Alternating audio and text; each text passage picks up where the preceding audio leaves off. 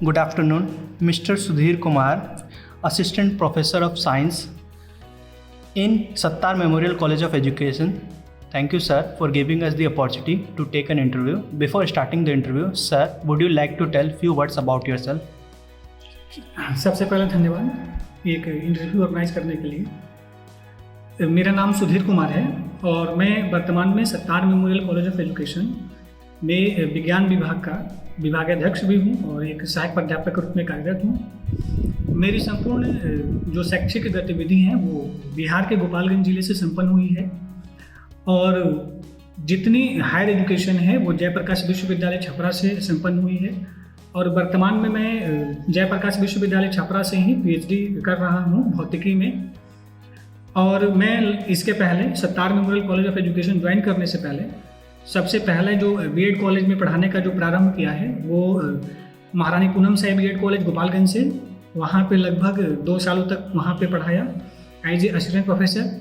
Then after मैं इसी महाविद्यालय की एक शाखा है Islamia teacher training BEd college, मैंने वहाँ पे लगभग जो है 4 वर्षों तक अपनी सेवा दी as a assistant professor. Then after आज मैं वर्तमान में इस महाविद्यालय में सहायक प्राध्यापक के रूप में कार्यरत हूँ और रिसर्च में मेरा 2 आर्टिकल जो है एक नेशनल और एक इंटरनेशनल 2 आर्टिकल पब्लिश हो चुका है और दैनिक अखबार में जो जैसे प्रभात खबर, हिंदुस्तान, दैनिक जागरण, भास्कर के साथ साथ जितने भी आपके ऑनलाइन पेपर ई पेपर हैं उसके माध्यम से भी मेरे आर्टिकल्स बहुत सारे निकले हैं, जिसके माध्यम से मेरा प्रयास रहा है कि कुछ ऐसे वर्तमान स्थिति परिस्थिति को अपने लेख के माध्यम से छात्रों को, विशेषकर छात्रों को जागरूक और एक परफेक्ट इंफॉर्मेशन दे सकूं।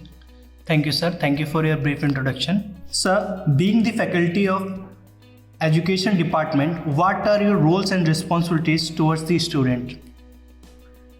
देखिए, सबसे पहले मैं ये कहना चाहूँगा कि मैं एक एज ए साइंस टीचर इस महाविद्यालय में ज्वाइन किया और इस महाविद्यालय का जो मेन नेचर क्या है, टीचिंग कोर्स है ये। तो छात्रों को as a teacher working area में कैसे ट्रेन करना है उसको ध्यान में रखकर कोर्स संचालित किया जाता है। उसी क्रम में साइंस डिपार्टमेंट है और इसमें साइंस लैब है। इसके माध्यम से छात्रों में सबसे जो मुख्य काम किया जाता है या करने का प्रयास किया गया है मेरे द्वारा कि छात्रों में सबसे पहले साइंटिफिक टेम्परामेंट का विकास करना, कि छात्रों में एक वैज्ञानिक विचारधारा का विकास हो और वो किसी भी विषय वस्तु का अध्ययन जब करे तो उसमें उस वैज्ञानिक विचारधारा का प्रयोग करे। इसके साथ ही अपने सारे क्षेत्रों में, साइंस हो, सोशल साइंस हो, लैंग्वेज हो, किसी भी क्षेत्र में साइंस का विशेष महत्व है, भूमिका रहा है। भूमिका इस दृष्टिकोण से रहा है कि विज्ञान आपको एक अनुशासन प्रदान करता है, आपके अंदर वैज्ञानिक विचारधारा का विकास करता है, सत्यता यानी शुद्ध सत्य की ज्ञान की प्राप्ति कराता है और आपको आडंबर से मुक्त कराता है। तो ये सबसे पहले ये मेरा दायित्व रहता है कि छात्रों को विज्ञान के माध्यम से उनको व्यवहारिक जानकारी दिया जाए, सैद्धांतिक जानकारी भी दिया जाए और उन सारे जानकारियों को इस विज्ञान प्रयोगशाला के माध्यम से उसका उपयोग कर उसकी सत्यता की जांच कर अपने बौद्धिक विकास को संपन्न कर सके। Okay, sir. Sir, how do you try to bring the practical approach towards subject and make it industry oriented or industry ready?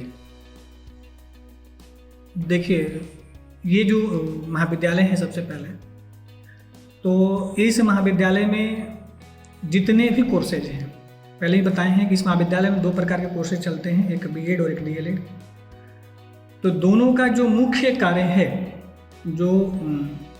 है वो है छात्रों को as a skilled teacher banana.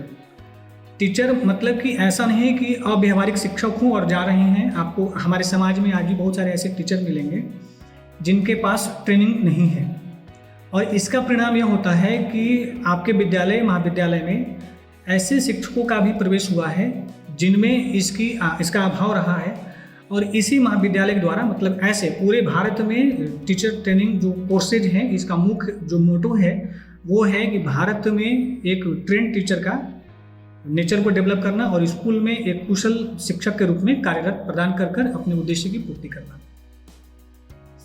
How do you help your student to cope up with competition and being so high outside world? देखिए, ये तो हो गया हमारे बीएड का। तो सबसे पहले इसमें देखिएगा क्या कि बीएड कोर्स तो एक एकेडमिक कोर्स है, एकेडमिक सेशन है। आप एक बीएड करते हैं, आपको बीएड करने के बाद विश्वविद्यालय द्वारा एक प्रमाण पत्र जारी किया जाता है और उसी प्रमाण पत्र के माध्यम से यह प्रमाणित होता है कि आपने 2 साल का टीचर ट्रेनिंग कोर्स किया है। लेकिन इस टीचर ट्रेनिंग कोर्स का जो मेन ऑब्जेक्टिव छात्र किस लिए करते हैं, तो एक कुशल शिक्षक बनने के लिए। लेकिन वर्तमान समय में क्या है, हमारे मार्केट में इतने सारे कंपटीशन है, प्रतिस्पर्धा है, जिससे छात्र ट्रेनिंग मतलब कोर्स करने के बाद भी असफल है। तो इसमें मेरा क्या मुख्य उद्देश्य रहता है क्लासरूम में पढ़ाते समय कि छात्रों को बीएड कोर्स के साथ साथ इससे संबंधित जैसे सीटेट हो गया, बीटेट हो गया, केवीएस हो गया, एनवीएस हो गया, डीएसएस भी हो गया, इस तरह के कोर्सेज को भी महाविद्यालय में अलग से एक्स्ट्रा क्लासेज के माध्यम से पढ़ाया जाता है, ताकि वो छात्र इस महाविद्यालय के बाहर जाने के बाद बेरोजगार न हो और इन सारे सरकारी क्षेत्रों में अपना सेवा प्रदान कर सके। और प्रदान करने का सिर्फ और सिर्फ माध्यम है प्रतियोगिता परीक्षा का पास करना।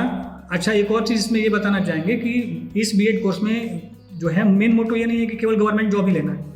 अगर आपके अंदर टैलेंट है, नॉलेज है, आपके अंदर कंटेंट है, उसका अच्छे से यूज अगर कर पा रहे हैं तो आप अपने प्राइवेट सेक्टर में भी अपनी योग्यता के आधार पर अपने सर्विस को प्रदान कर सकते हैं। Sir, what are the intervention and approaches you bring in apart from curriculum to train the students? तो जब भी हम कि अपने पाठ्यक्रम को जब महाविद्यालय में कक्षा में जब भी उसको प्रस्तुत करते हैं, तो मेरा जो मुख्य अप्रोच रहता है कि छात्रों को उनके सिलेबस से रिलेटेड जानकारी दिया जाए पहला, और इसी सिलेबस को मेन फोकस करते हुए जानकारी देने क्रम में मेरे द्वारा खास करके बहुत सारे ऐसे कंटेंट को जो आपके पाठ्यक्रम में कंटेंट तो हैं लेकिन इसके व्यवहारिक जानकारी जैसे करंट से रिलेटेड उसको जोड़कर बच्चों को बताना, वर्तमान समय में उसकी क्या महत्व है, उसके क्या सामाजिक परिदृश्य हैं, क्या आर्थिक परिदृश्य हैं, इन सारे क्षेत्रों को यानी सारे बहुआयामी तरीके से बहुत सारे रिसोर्सेज अप्रोच को जोड़कर छात्रों को प्रस्तुत करते हैं। अप्रोच के रूप में बहुत सारे टेक्निक का यूज करते हैं, स्किल का यूज करते हैं, आपको सोशल मीडिया का भी यूज किया जाता है और पेपर न्यूज़पेपर, बहुत सारे ऐसे अप्रोचेज हैं। Sir, at last, what valuable advice would you like to give to the student for their prosperous career ahead? देखिए, छात्रों को मैं सबसे पहले यह सुझाव देना चाहूँगा कि छात्र जब भी बीएड कोर्स में नामांकित हो और जब यह कोर्स करे तो उनका मुख्य उद्देश्य यह होना चाहिए कि वह अपने अंदर एक कुशल व्यक्तित्व का विकास करे। और कुशल व्यक्तित्व के विकास में अध्यापक की महत्वपूर्ण भूमिका होती है। और जब छात्र जब है बीएड कोर्स कर रहे हों तो उसमें सबसे पहले वो इस बात को ध्यान में रखें कि अभी हमारे वर्तमान समय में ऐसा एक ट्रेंड चला हुआ है कि आप देखिए कि महिलाएं जो हैं खासकर बीएड के अंतर्गत बहुत ज़्यादा एडमिटेड हो रही हैं। तो इसमें सबसे ज़्यादा क्या रोल है हमारे समाज में, ऐसा माना जाता है कि महिलाएं इस प्रोफेशन में सेफ हैं।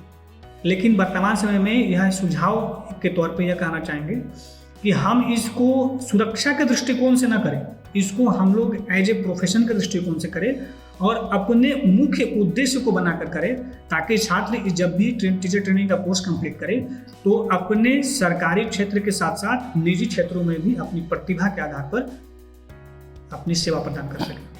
Thank you, sir. Thank you for your valuable advice and experiences. Thank you.